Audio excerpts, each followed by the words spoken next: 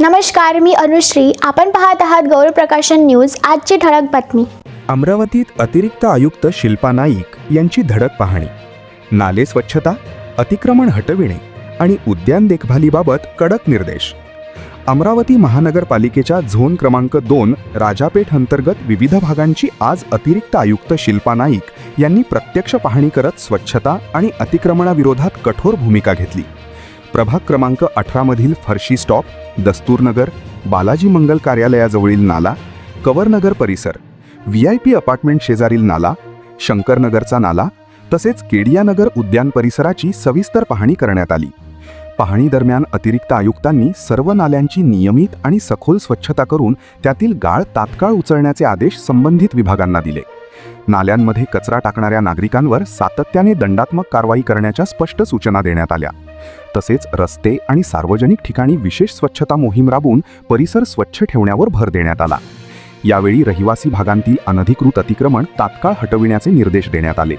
धोकादायक आणि वाढलेल्या झाडांच्या फांद्यांची छाटणी करून रस्ते व पादचारी मार्ग मोकळे ठेवण्याच्या सूचनाही प्रशासनाने दिल्या. केडियानगर उद्यानाच्या पाहणीवेळी उद्यान परिसर स्वच्छ, सुरक्षित आणि नागरिकांसाठी अधिक सुविधायुक्त ठेवण्यावर विशेष भर देण्यात आला. नियमित देखभाल, पाणी पुरवठा आणि हरित क्षेत्र संवर्धनाबाबतही अधिकाऱ्यांना सूचना देण्यात आल्या. दरम्यान नाल्यात कचरा टाकताना एक नागरिक प्रत्यक्ष आढळून आल्याने अतिरिक्त आयुक्त शिल्पा नाईक यांच्या निर्देशानुसार संबंधितावर तात्काळ 500 रुपयांचा स्पॉट फाईन आकारण्यात आला. या पाहणी दौऱ्यावेळी नगरसेवक प्राध्यापक प्रशांत वानखडे, महेश मूलचंदानी, पद्मजा कौंडण्य, नंदा सावदे, सहाय्यक आयुक्त भूषण पुसतकर यांच्यासह विविध विभागांचे अधिकारी आणि कर्मचारी उपस्थित होते.